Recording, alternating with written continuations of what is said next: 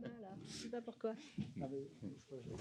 Donc, je suis très heureux de présenter quelqu'un que vous connaissez tous, Stéphane Guégan, historien d'art et critique littéraire, conseiller scientifique auprès de la présidence du musée d'Orsay. Il est l'auteur de nombreux ouvrages, dont une édition des Salons de Stendhal, 2002, une biographie primée de Théophile Gautier, 2011. Il a été commissaire de plusieurs expositions, Ingres, Louvre 2006, Manet, inventeur du moderne, Orsay 2011, Le modèle noir de Géricault à Matisse, Orsay 2019, Toulouse-Lautrec, résolument moderne, Grand Palais 2019, Huysmans, critique d'art 2019, Picasso, l'effervescence des formes 2022, et il a publié récemment, en 2021, Baudelaire, l'art contre l'ennui, et Caillebotte, peintre des extrêmes. Et il va faire paraître bientôt un recueil d'essais consacré à Picasso. Il tient enfin le blog moderne depuis une dizaine d'années. Merci de cette présentation très complète.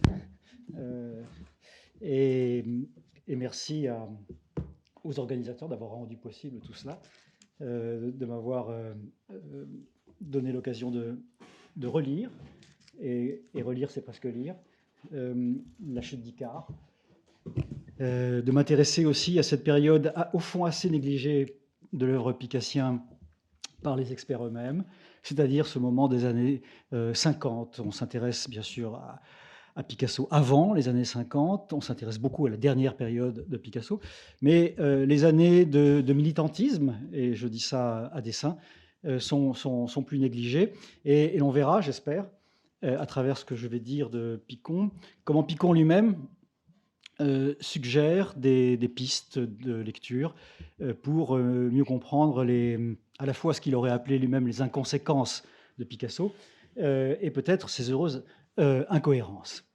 Le livre, je ne l'ai pas en main, alors que Martine, il y a de cela plusieurs années, m'en a offert un très bel exemplaire, fatigué, pour avoir été lui-même souvent relu.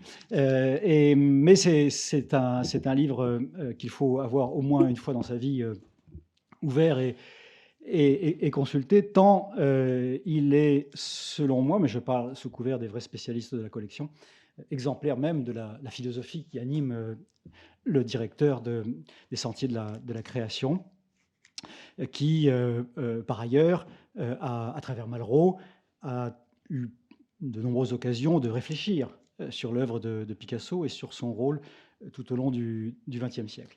Alors, en bonne logique, ce 16e, si j'ai bien compté, opus des Sentiers de la Création aurait dû être le premier, et la charte même de la collection, comme Picon le suggère lui-même au tout début de son livre, du processus de génération formelle que vise l'enquête des livres qui constituent la collection.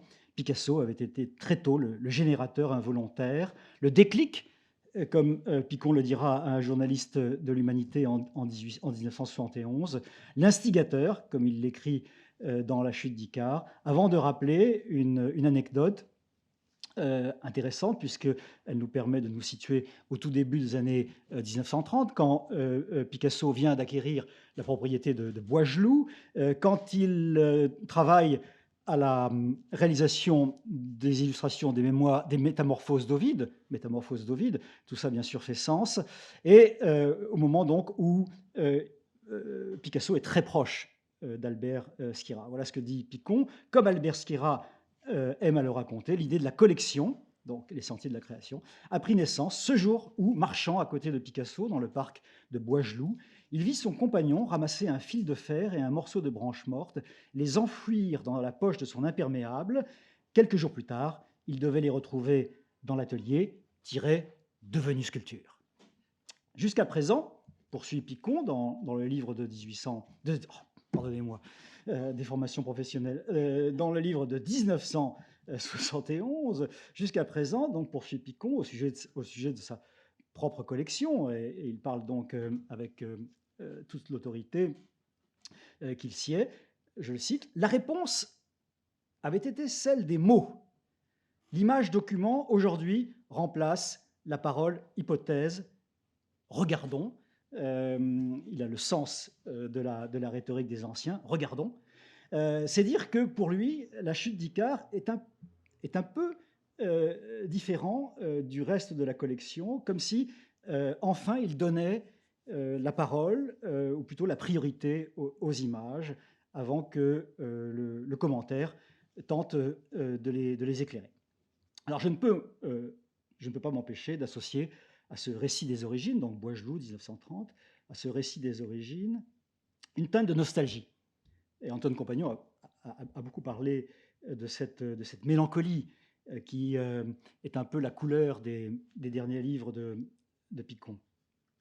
Je ne peux pas m'empêcher d'associer donc à ce récit des origines une teinte de nostalgie, parce qu'il ramène Picon et ses lecteurs à une période antérieure à la Seconde Guerre mondiale, parce qu'il désigne un moment du parcours picassien étranger à l'engagement communiste. Et comme Pierre, hier, je vais parler en conclusion de géopolitique et du moment même où s'inscrit la chute d'Icare, l'œuvre avant donc le livre.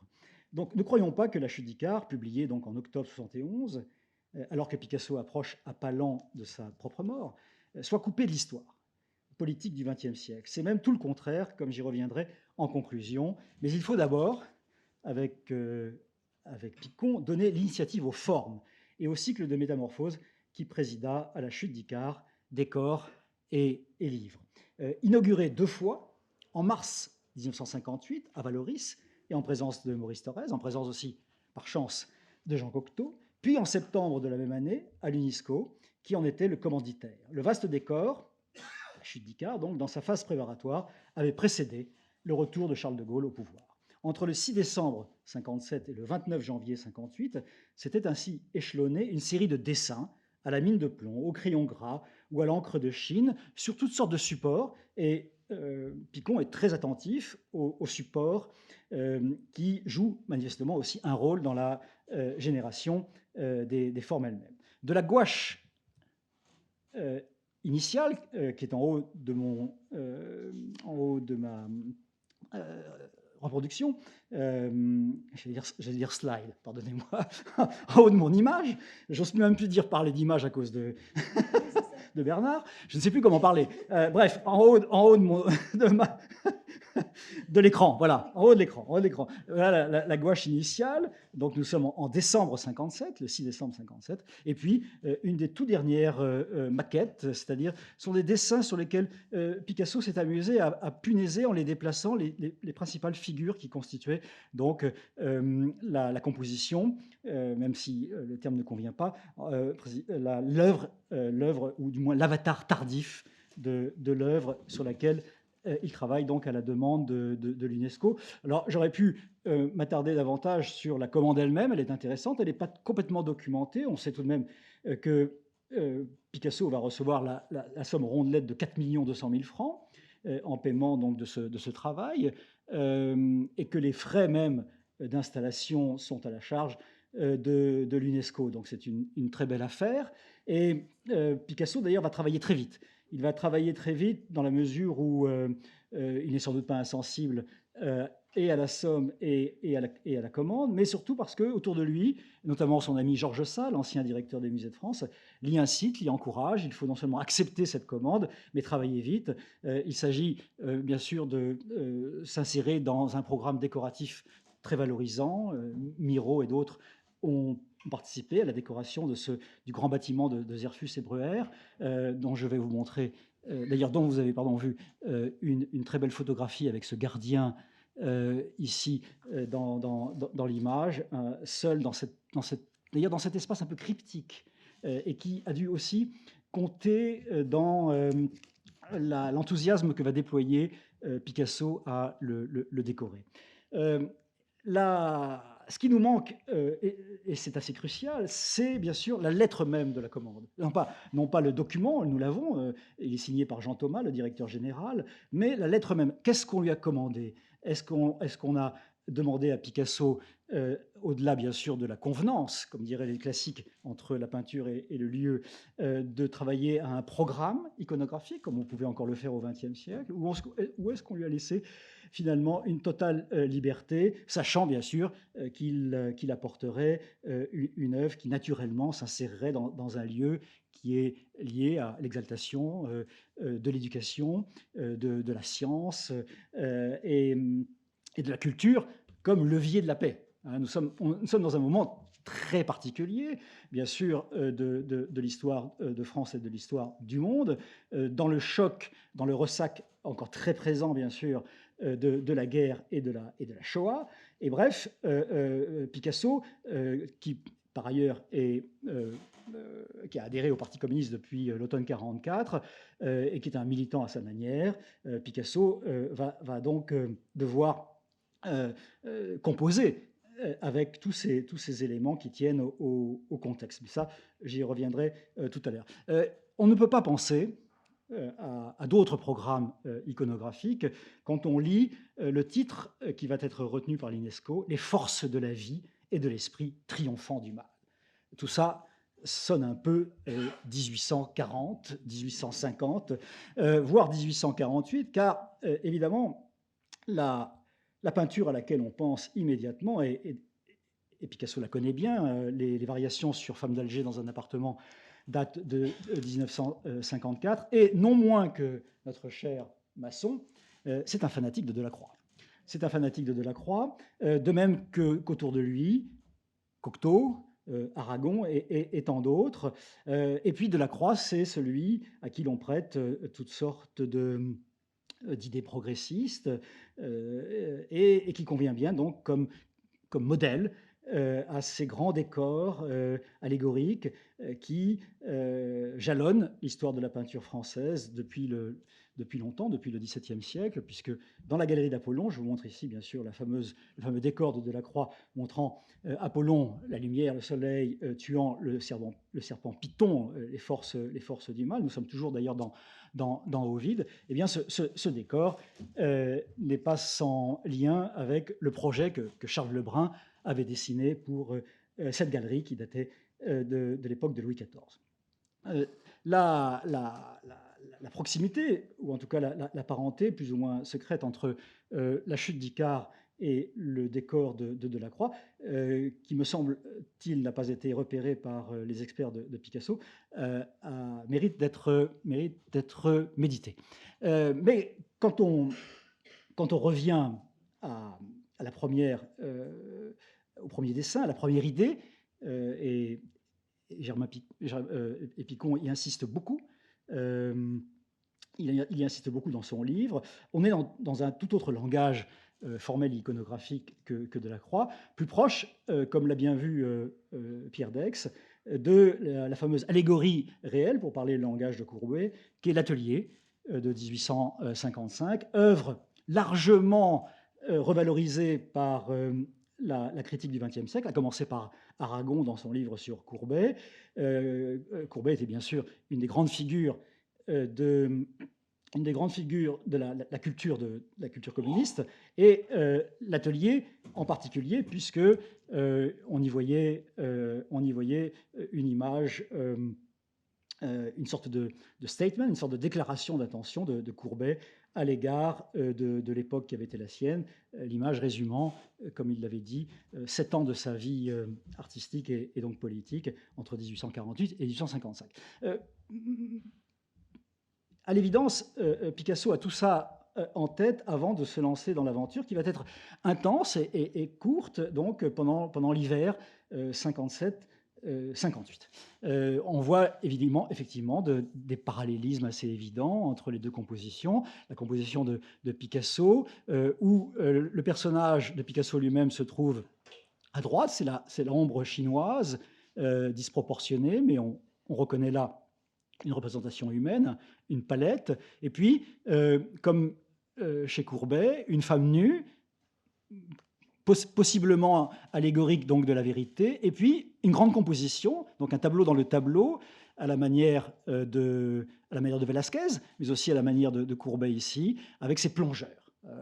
ce sont ces plongeurs, bien sûr, qui vont donner à Picon l'idée d'une métaphore affilée, dont je me suis bien sûr fait l'interprète dans le titre même de cette communication. Donc, vous voyez, nous ne sommes pas tout à fait dans une allégorie directement civilisationnelle ou politique, mais il semble bien que l'UNESCO ait approuvé cette idée de traduire les valeurs mêmes de cette organisation à travers l'image d'un atelier qui pourrait effectivement devenir une sorte d'allégorie de la liberté de créer, de la liberté de regarder, et de cette idée que l'artiste se nourrit aussi du réel. Pour être étrange, donc la proposition iconographique de départ n'en est pas moins compatible, comme je le disais, avec les attentes de l'UNESCO et le message solaire, optimiste dans la vigilance, qu'il s'agit de faire rayonner. L'image allait toutefois beaucoup évoluer, c'est ce qui va intéresser Picon, bien sûr. L'image initiale allait toutefois beaucoup évoluer au gré de brusques changements, d'inattendus écarts, qui fascinèrent Picon et le confortèrent dans sa conviction ininterrompue dans sa conviction que la création poétique ou plastique s'identifiait à une manière de plongeon ininterrompu. Tant que l'artiste en avait ainsi décidé, on retrouve l'idée de l'œuvre comme événement et non pas comme traduction d'une pensée préméditée. Le livre de Picon nous y plonge. Il y a là d'ailleurs des effets d'analogie entre la façon dont il aborde l'œuvre et la façon dont il construit son texte. Le livre de Picon nous y plonge à son tour en déroulant le film de ses péripéties, à la manière de Clouseau et du mystère Picasso, puisque c'est aussi un livre qui semble marqué par la vision et la méditation du film de Clouseau, édité en 1956, donc peu de temps avant la chute d'Icare. À l'instar du film de 56 et de ses silences poignants, tout le monde s'en souvient, la maquette très fine du livre, la maquette brouille le jeu hiérarchique de la parole et du visible. Je cite Picon, « Et si ce que montre le regard n'est pas tout à fait conforme à ce que les mots se préparaient à dire, alors que l'esprit rentre ces mots et qu'il tente d'en trouver d'autres, plus proches de ce qui lui est donné à voir. » Rendu sensible à l'œil du lecteur, la genèse de la chute d'Icare pourrait finalement lui échapper. C'est l'hypothèse de Picon. Pour qu'il l'acte créateur est premier, l'explication seconde, voire menacée d'échec. Le tout intelligible est un leurre, et Picon va d'ailleurs s'appuyer sur des déclarations plus ou moins apocryphes de Picasso pour justifier cette position, mais qui résonne avec tout ce qu'on a pu dire depuis hier à propos de la vision qu'a Picon de la création. À l'œuvre en devenir ou en recherche d'elle-même, et tout le livre tend à le montrer, on peut assigner à l'œuvre en devenir, on peut assigner une fin, non un début absolu. C'est aussi une des grandes idées maîtresses du livre. C'est l'artiste qui décide quand une œuvre est faite. Et là, on pense bien sûr à la fameuse formule de Baudelaire sur l'œuvre faite, et l'œuvre non finie mais faite, ou l'inverse. Picon a bien retenu cette idée moderne, que la fin, que c'est l'artiste qui choisit le moment où l'œuvre est conçue comme achevée. Et bien sûr, il va, tout au long de ces pages, où comme je l'ai dit, les images vont prendre le dessus, donner la voix, donner une voix qui n'est pas nécessairement la sienne, puisqu'il commente peu, donner une voix, en tout cas, pour elle-même, aux images. Ce qui l'intéresse dans la gouache de départ, c'est la construction en abîme. Non seulement on y voit une œuvre dans l'œuvre, des plongeurs, des baigneurs à l'intérieur donc de l'atelier, mais comme il y insiste, cette peinture fait écho elle-même à une sculpture extraordinaire, comme celle que Malraux allait par la suite exalter. Ce sont les fameux baigneurs de 56, qui sont assez proches donc de ces morceaux de bois qu'on trouve sur la plage et que Picasso donc transformait, assemblait, et qui font écho aussi au rappel de cette visite de Boisgeloup où, avec Skira, Picasso ramasse du fer, du bois, avant de les métamorphoser. Ce qui intéresse ici Picon, c'est cette idée que c'est l'œuvre et non pas quelque inconscient ou quelques programmes finalement très arrêtés. C'est l'œuvre qui alimente le processus générateur de l'œuvre en cours. Et donc il insiste beaucoup sur le fait que à la fois nous sommes dans un atelier qui représente l'œuvre en train de se faire, mais encore que ces peintures font elles-mêmes écho à des sculptures qui ont des sculptures antérieures donc même au processus créateur. Tout ce passage que j'aurais voulu vous lire, mais que je résume, donc, tout ce passage est révélateur du primat donné aux faits plastiques, tels que Picon et Malraux s'en sont fait les champions depuis l'après-guerre. L'art moderne ne saurait être, et là je paraphrase d'autres textes de Picon, voire de Malraux, l'art moderne ne saurait être d'imitation ou d'observation, au sens du XIXe siècle, il est de conception et s'accomplit dans la cohérence de la configuration visuelle qui l'oppose au néant d'un monde sans Dieu et propose donc à notre lecture. On ne parlera pas de strict formalisme, comme je l'ai parfois écrit à propos de Malraux, et je m'en veux encore. On ne parlera pas de strict formalisme, puisque les formes sont l'expression obscure d'une nécessité d'ordre métaphysique, d'un drame ou d'un tragique sensible. Le thème principal des premiers dessins de Picasso sert au mieux le propos de Picon. Je le cite. Le tableau, le tremplin. C'est entre ces deux éléments que tout se joue. Le plongeur ne serait-il pas, comme le peintre, devant le risque et le vide de son élément? Fermez la parenthèse. Si les plongeurs ont préexisté à la gouache de décembre 57, comme je viens de le rappeler, ils ne vont pas tous survivre à ces différentes mutations. Je cite Picon, entre celle-ci, la gouache initiale, et le résultat final, souligne-t-il, aucune ressemblance n'est immédiatement perceptible. Après avoir donc énoncé ce qui lui semble être donc la vérité même de l'œuvre, le texte s'arrête, le texte cesse pour laisser parler les images. Une vingtaine de pages à peine indexées et qui donc donnent la primauté aux images, nous montrent finalement ces images évoluant, se métamorphosant de manière imperceptible ou plus sensible, et donnant donc raison en quelque sorte à la retraite ou le retrait où se tient le commentaire de Picon notamment, et conformément donc à la ligne qui est la sienne dans ce livre et qui consiste donc à laisser parler autant que faire se peut les images elles-mêmes.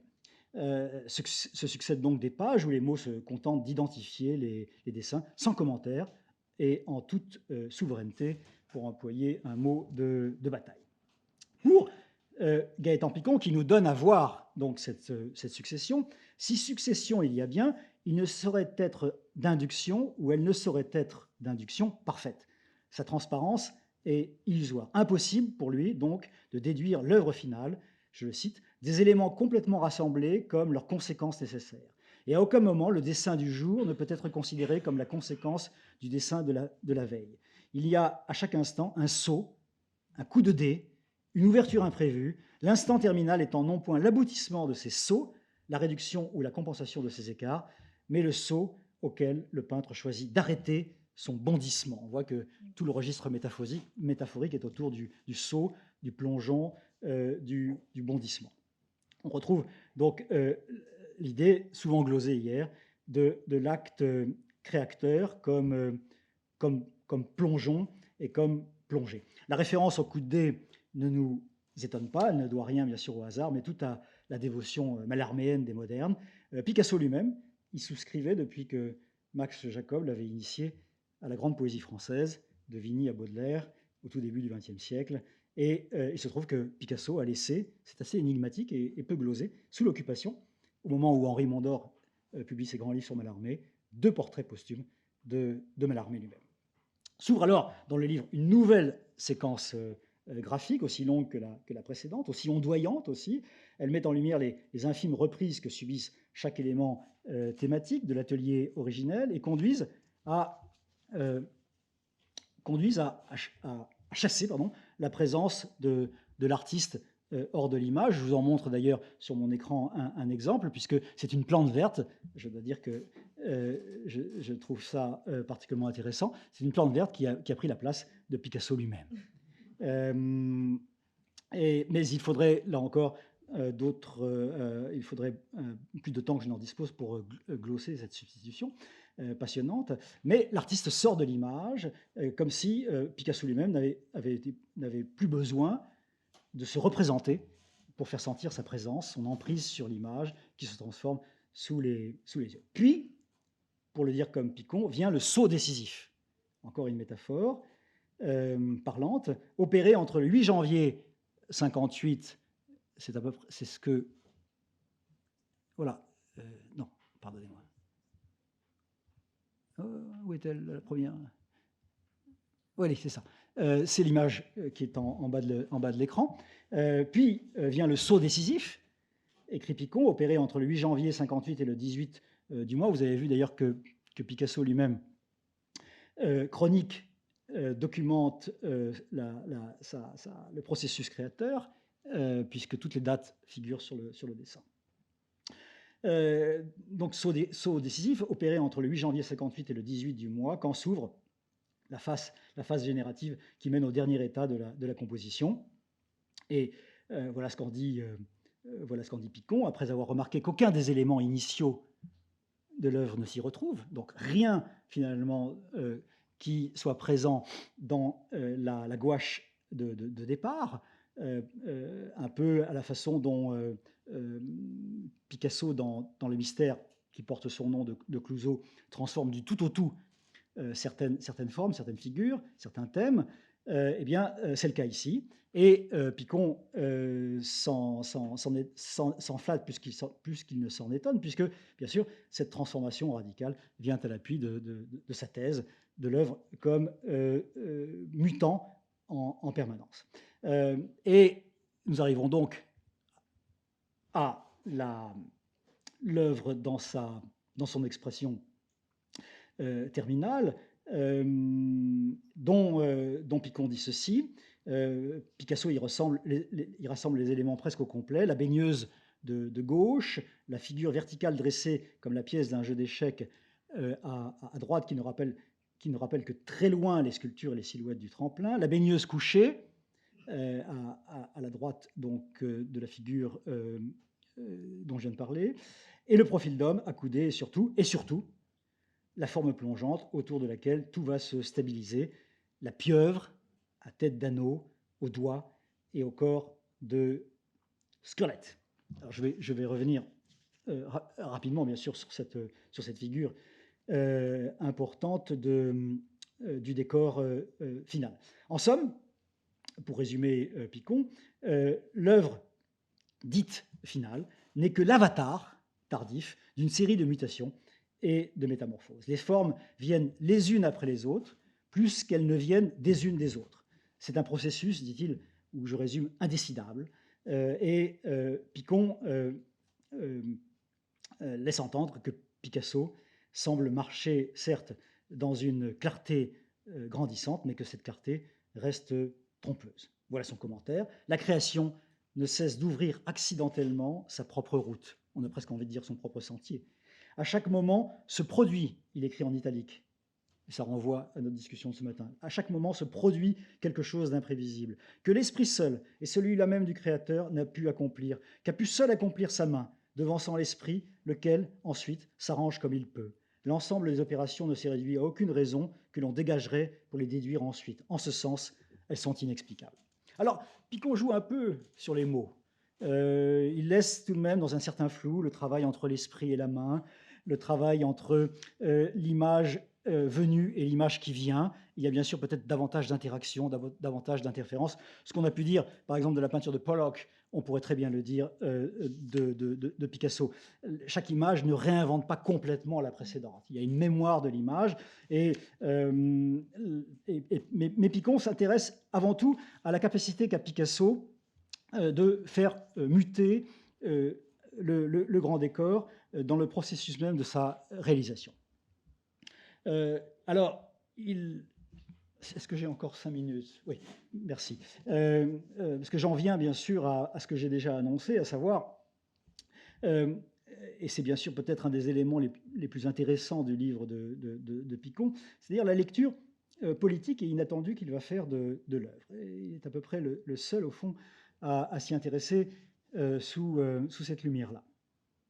Alors, après avoir dit ceci, après avoir donc reconnu dans l'œuvre terminale un avatar donc, de son processus, il rappelle, et là c'est une petite pique ou peut-être une manière de dialoguer avec Starobinsky, il rappelle que l'œuvre ne peut pas être la traduction de superstructures sociales, qu'elle ne peut pas non plus être simplement la traduction d'un inconscient, qu'elle relève du bricolage. Il emploie le mot qu'il emprunte peut-être à Lévi-Strauss et qui devient à la mode à l'époque, et que ce bricolage donc conserve jusqu'au bout sa part de mystère, et que l'historien d'art ou le critique d'art ou le commentateur d'art doit respecter au fond cette part de mystère pour rester conforme finalement à l'esprit même de l'art et du créateur.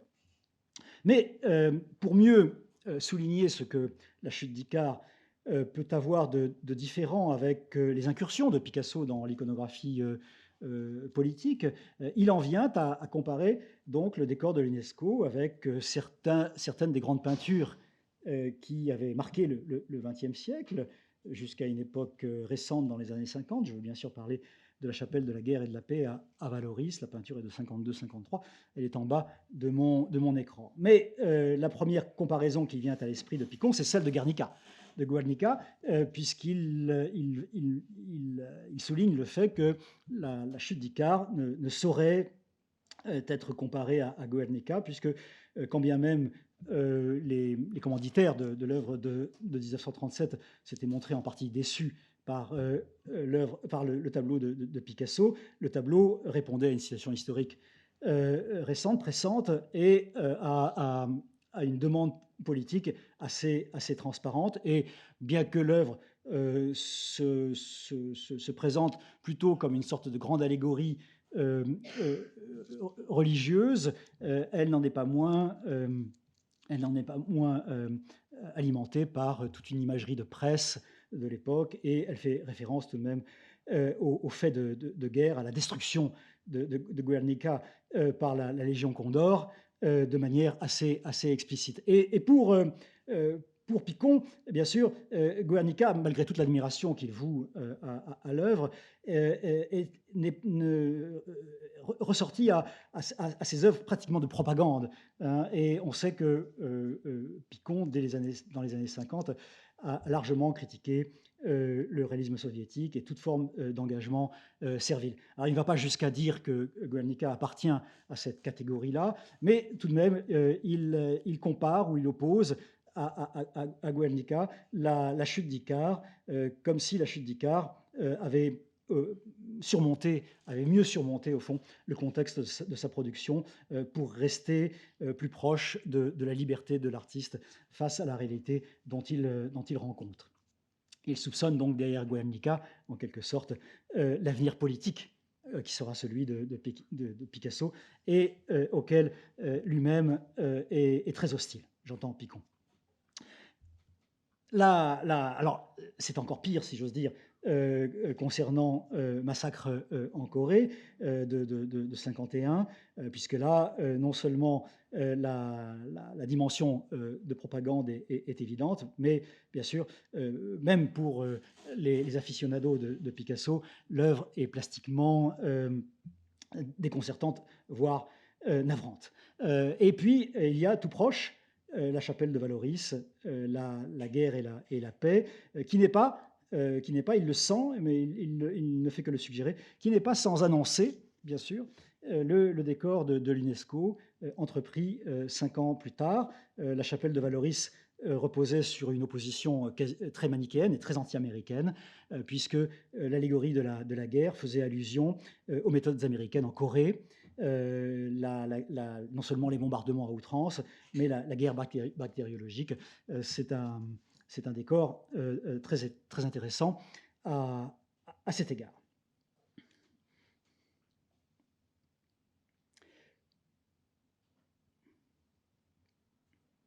J'essaie d'aller un tout petit peu plus vite que je ne pensais le faire.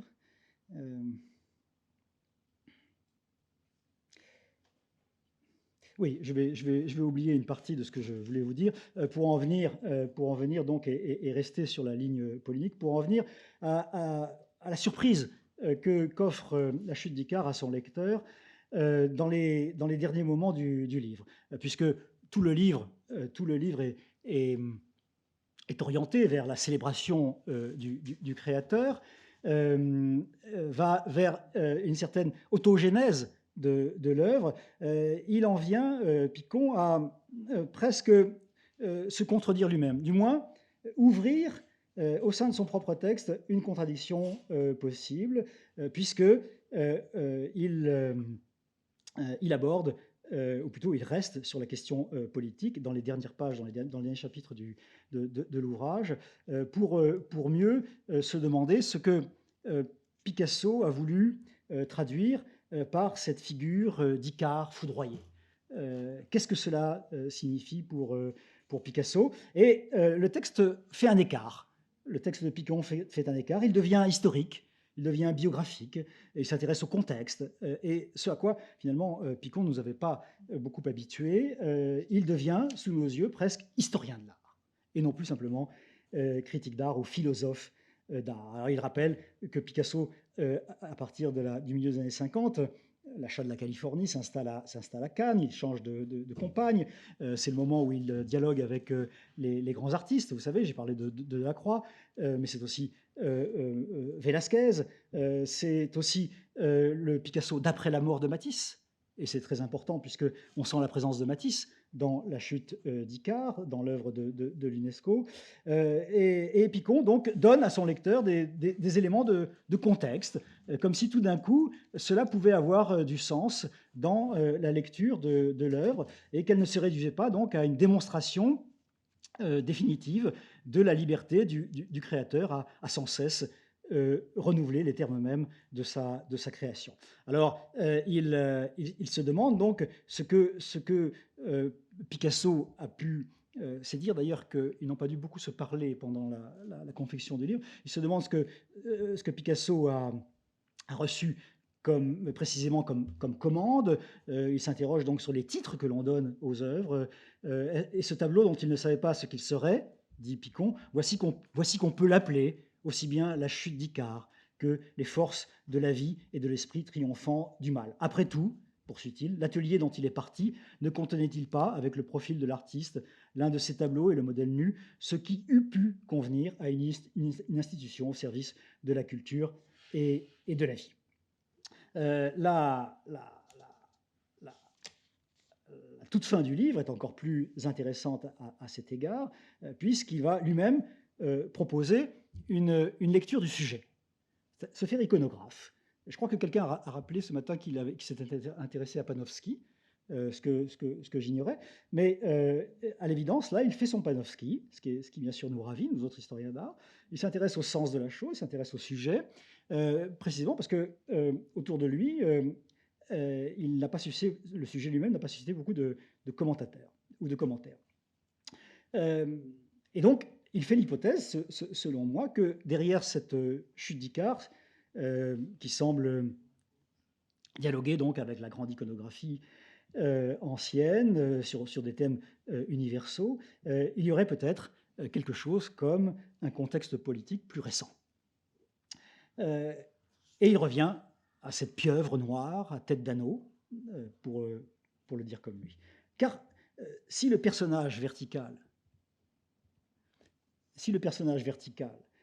qui ne plongera pas, se dresse vigilant comme l'esprit, comme le peintre lui-même, la forme immergée, c'est-à-dire notre pieuvre noire, la forme immergée, elle, est ambiguë. Et l'on a le droit d'hésiter entre le symbole du héros vaincu dans le combat spirituel et celui, plus proche, des batailles d'hommes d'une histoire plus récente, dont l'UNESCO, justement, veut empêcher le retour, de la pieuvre du mal, dont les tentacules viennent de lâcher prise, selon la promesse faite au vainqueur de Guernica. Et là, il cite le célèbre poème d'Éluard de 37-38. La conclusion de de Picon est encore plus intéressante. Mais devons-nous choisir? Une œuvre n'a pas un sens en italique si elle n'est pas, pour cela, si elle n'est pas privée de sens. Donc l'œuvre n'est pas privée de sens, mais elle peut avoir plusieurs sens. Elle peut être donc riche de plusieurs significations. Et les dernières pages du livre de Picon sont encore plus libératrices à cet égard, puisqu'elles discutent la thèse que l'on pourrait hâtivement assigner au livre lui-même, celle d'une parfaite autonomie plastique. Si toute œuvre digne de ce nom, dit Picon, fonctionne comme un système autonome, la création est aussi une aptitude à faire du monde sa pâture. Picon développe alors les idées qu'il avait soutenues avec André Breton et la revue Preuve, dont Denis Ollier a parlé hier, revue très anticommuniste, peut-être même un peu noyautée par la CIA. Picon donc développe alors des idées qu'il avait soutenues avec André Breton et la revue Preuve au début des années 50 dans le contexte de la guerre froide, vis-à-vis du monde soviétique et des théoriciens de l'art engagés, banalement et surtout faussement réalistes dans le cas de la peinture soviétique. Voilà ce que dit Picon en 1952. Mais reconnaître que l'œuvre n'existe pas avant l'œuvre, ce n'est pas dire qu'elle soit sans relation avec un ailleurs et un avant. Quelque chose précède l'œuvre, et ce quelque chose est justement son absence, mais son absence vécue, éprouvée dans un monde qui apparaît comme lacune et comme appel. Le créateur n'est pas celui qui, tourné vers l'œuvre, se détourne du monde. Il vit penché sur ce qui, dans le monde, est penché vers les formes et les mots à venir. Qui d'autre que Picasso incarne mieux et conjointement la force transcendante de la peinture et ce que Picon nomme l'intermédiaire des occasions, les choses et les êtres, les amours et les haines, les événements et les passions de l'histoire avec un grand H, les exemples de la culture. Les toutes dernières lignes de l'essai de 1971 de la chute d'Icare font écho à l'admirable tremblement du temps et à sa critique d'une peinture qui, oublieuse de l'appel du monde, insoucieuse de dire le réel, ne ferait entendre que le son privé de sens de ses seules formes. Après tout, si Icare est tombé, n'est-ce pas pour avoir oublié l'autre élément, interroge Picon. Peint avec le souvenir... Oh, pardon. L'autre élément, la figure énigmatique de l'art contemporain, poursuit Picon, est celle-ci, peut-être. D'avoir découvert la vérité de son essence, à savoir que la création est une sorte de parthénogénèse, une autogénération à partir de ses moyens, il risque de perdre son existence. En d'autres termes, à rompre son attention au réel, à créer en vase clos, à prendre l'autonomie pour l'autarcie, l'art perd toute légitimité. Et là, je fais écho, bien sûr, à la discussion de ce matin sur les conclusions d'admirable tremblement du temps. La plupart des experts de Picasso, ignorant l'ambiguïté du livre de Gaëtan Picon sur ce point, dissocient la chute d'Icare de la peinture partisane. L'ex-stalinien Pierre Dex, qui publia en 1971 une recension très enthousiaste du livre de Picon où il n'est jamais fait mention de politique, voit dans les décors de l'UNESCO, je le cite, une étape de la reconquête de soi. Ce plongeur sans filet, n'est-ce pas celui, plus que cet Icare n'est-ce pas lui, Picasso, plus que cet Icare que les autres y voient.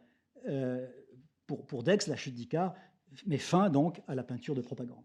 Dex d'ailleurs qualifie d'idiot, c'était son genre, moi je l'ai connu un peu, qualifie d'idiot le titre qui aurait été donné à cette peinture, qui lui semble plutôt tutoyer Matisse qu'avouer, dans le déni, la mauvaise conscience de Picasso.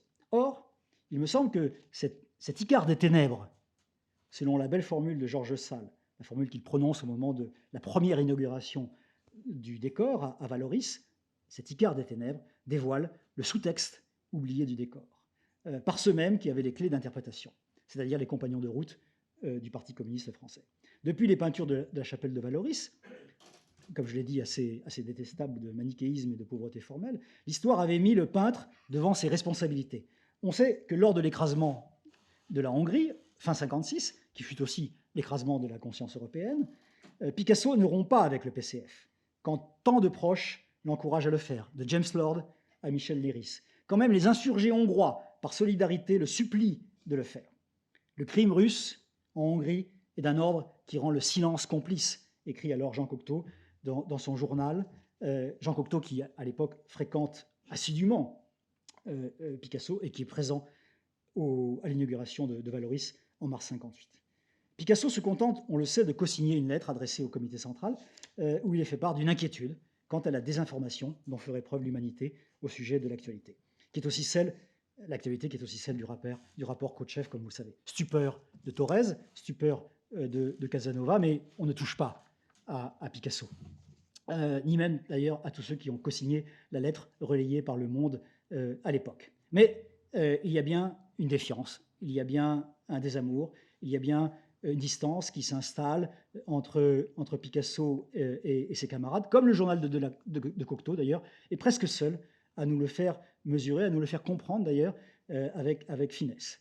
Soulignant, Cocteau donc, aussi bien le désenchantement de Picasso que son incapacité à l'avouer ou à le peindre en toute transparence, voire en toute repentance, comme on dirait aujourd'hui. Si l'on se souvient, il y a un très beau document en ligne à ce sujet, si l'on se souvient que Picasso approuve la formule de Georges Sale, celle d'un Icare des ténèbres, en mars 58, que penser donc de cette pieuvre noire à tête d'anneau? Que penser du plongeur foudroyé? Est-ce une énième allusion au grand Sam, comme il les a multipliés à la chapelle de Valoris?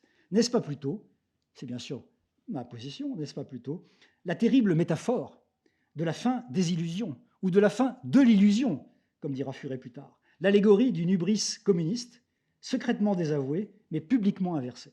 La chapelle de Valoris dénonçait les méthodes américaines en Corée, bombes, comme je l'ai dit, à outrance, et guerre bactérienne. Le décor de l'UNESCO s'ouvre peut-être aussi, et s'ouvre à une toute autre lecture de ce qu'on appelait encore la Pax Soviética. Merci